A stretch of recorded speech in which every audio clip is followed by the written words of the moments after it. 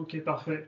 Bon, moi, j'ai pas fait une aussi belle présentation que Florian, j'ai fait quelque chose d'assez rapide pour essayer de vous présenter un petit peu ce que je fais. Je vais faire travailler de manière chronologique pour commencer sur mes activités, enfin mon parcours universitaire et après ma première expérience, puis mon expérience actuelle au CEREMA que je vais développer un peu plus. Donc, moi, je suis passé par l'université d'Angers à la fois pour ma licence et mon master. Et du coup, à titre indicatif, j'avais fait un stage du coup dans les labos en licence et du coup, comme l'a dit Florian, avec lui en 2013, déjà au CEREMA à l'époque en stage de master. Euh, donc moi j'ai eu une première expérience chez une boîte qui s'appelait Alcoa Fication Siemens.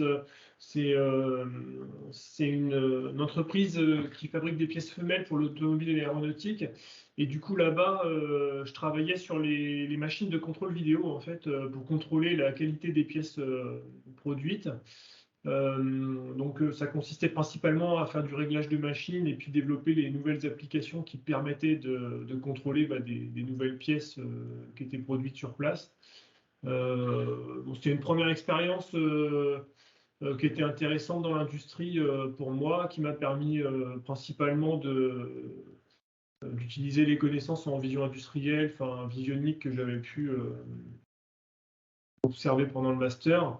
Et du coup, pendant cette première expérience, j'ai fait un concours pour devenir ingénieur du coup au sein du ministère de l'écologie, donc au sein du CEREMA, qui est un établissement public.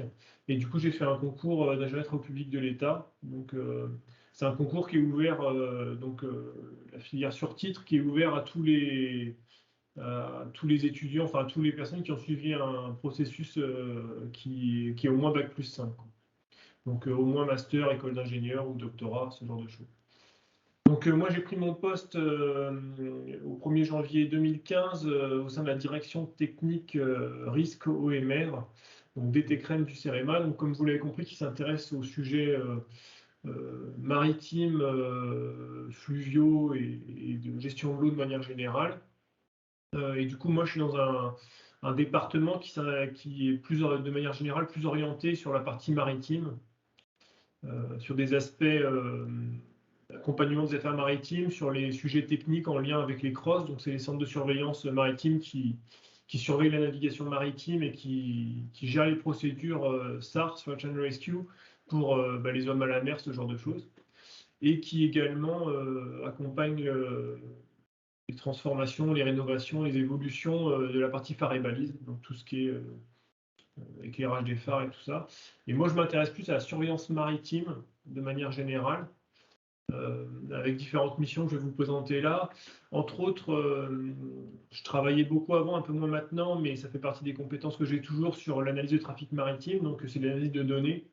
Donc on s'écarte un petit peu des composantes du master sur ce volet, pour lequel c'est plus de l'exposition de données, donc un petit peu de développement de programmes pour extraire des informations intéressantes de données. Ces données AIS, elles sont émises par les navires en fait de manière obligatoire par des balises.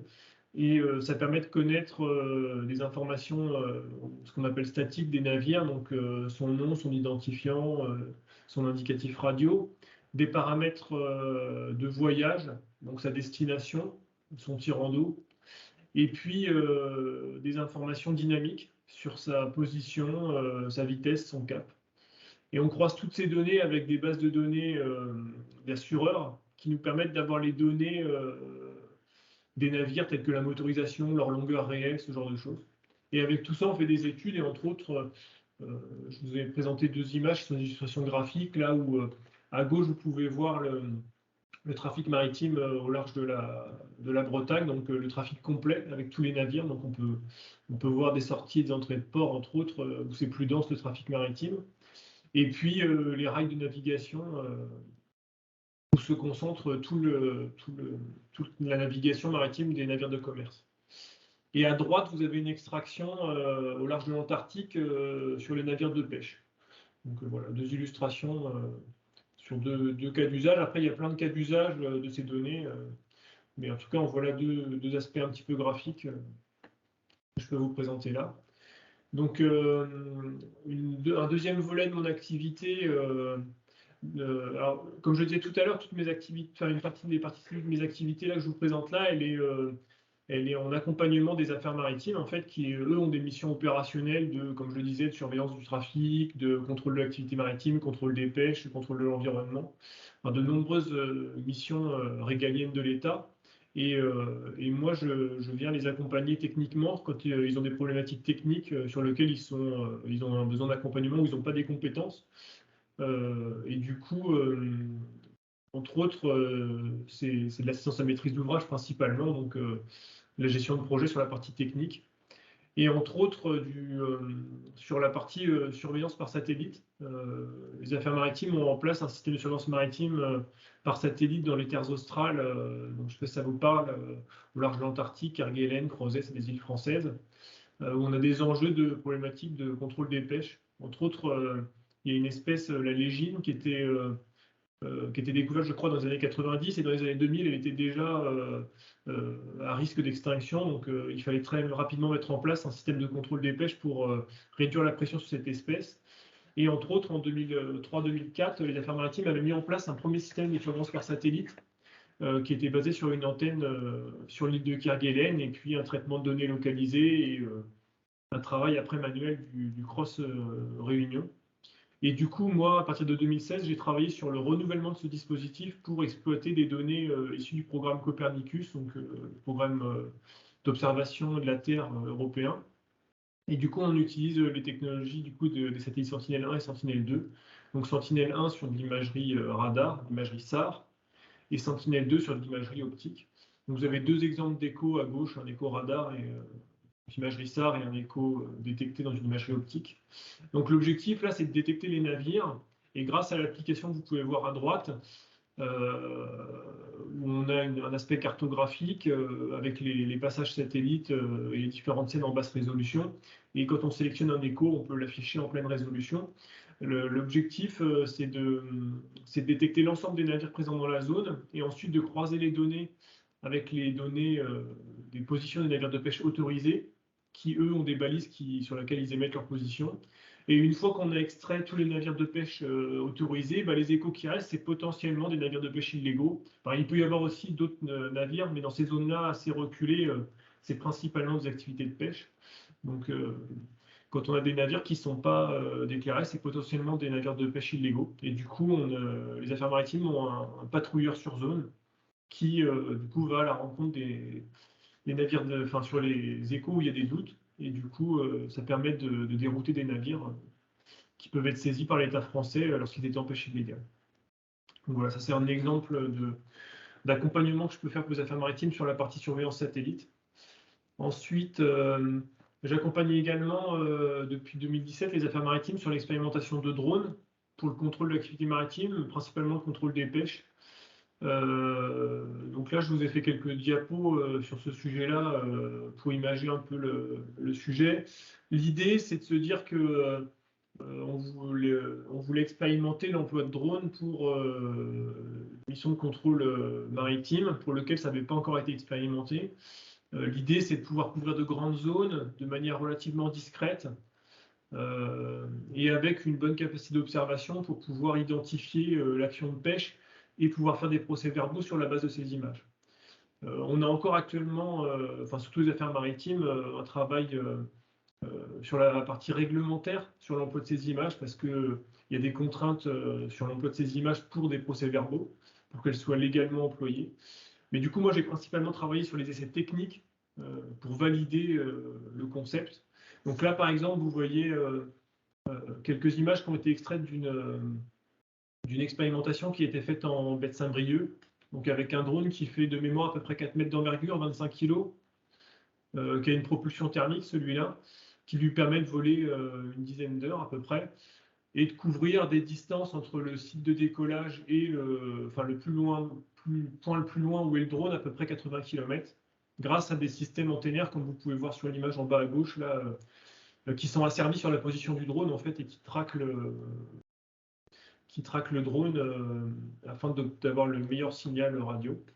Et vous pouvez voir sur la petite photo en haut le type de charge utile qui est embarqué. Donc, c'est des systèmes de caméras stabilisés, gyrostabilisés, et qui sont capables d'être inclinés sur 2 axes pour avoir un point d'observation malgré le déplacement du drone toujours fixe. Et du coup, vous avez dans le cas présent 2 capteurs, un capteur visible et un capteur infrarouge thermique qui peut être utilisé la nuit, mais également de jour pour la détection. Donc, ça, c'est un premier exemple. Ensuite, là, vous avez un deuxième exemple d'expérimentation de contrôle des pêches qui a pu être fait dans les Bouches-du-Rhône. Donc là, on voit, on est sur un site de décollage dans les Calanques. Donc pareil, sur l'image de droite, vous voyez à droite le système antennaire et puis la petite installation pour l'expérimentation.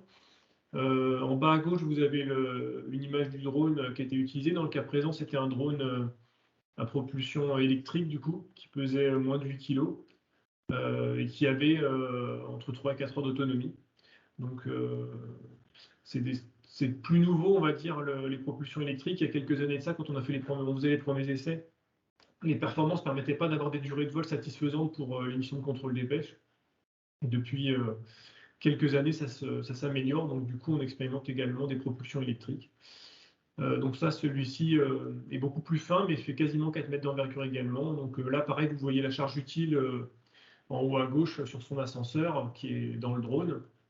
Et au milieu, je vous ai mis une image qui a été acquise par caméra thermique lors d'un des vols d'essai. Donc là, on est à plusieurs kilomètres de la cible, en fait, et on est capable de détecter les navires à assez grande distance avec la caméra thermique, de jour comme de nuit. Un troisième exemple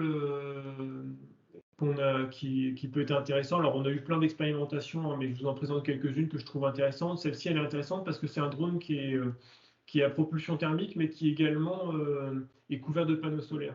Donc, il a 2 plans d'ailes sur la photo du milieu, vous pouvez voir.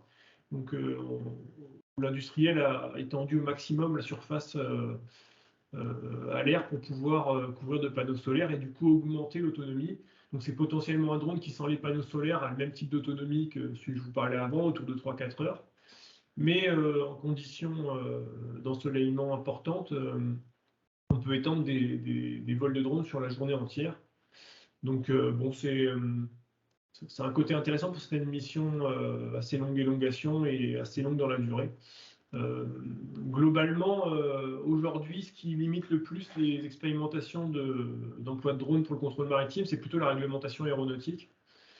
Parce que sur ce type de machine, aujourd'hui, on est obligé de restreindre l'espace aérien en fait, de façon qu'on appelle une ZRT, une zone réglementée temporelle, qui exclut les autres aéronefs de la zone de vol, afin d'éviter la collision entre 2 aéronefs, enfin, entre le drone et un autre aéronef habité.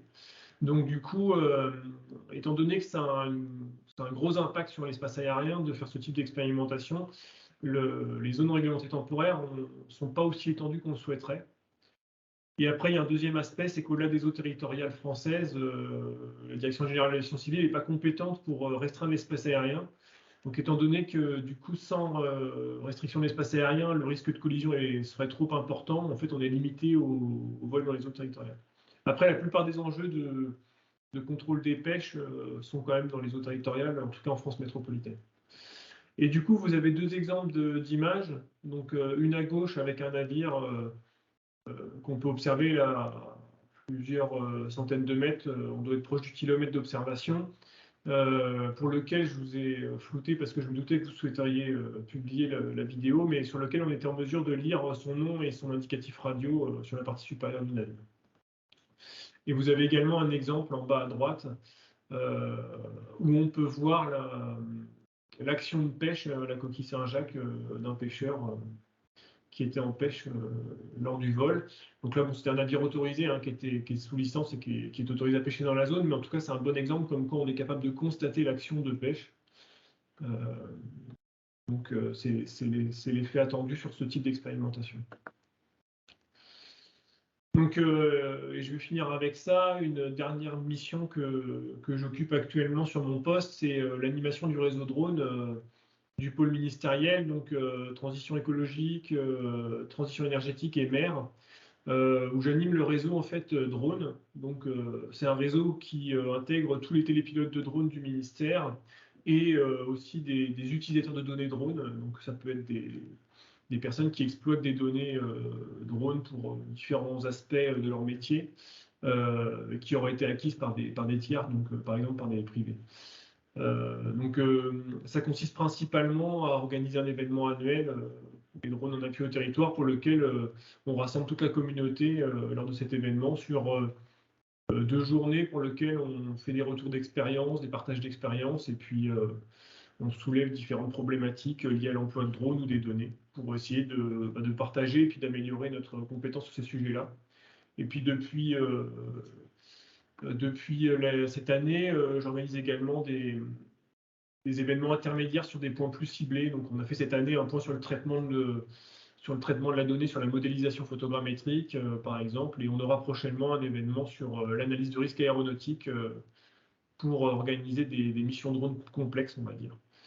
Donc, et puis voilà, et puis pour finir, des accompagnements ponctuels des services. Donc, quand je parle des services du réseau du ministère, là, ça peut être des services déconcentrés comme des DDT, donc les départements ou des régions qui peuvent faire l'appel à nous, également des collectivités.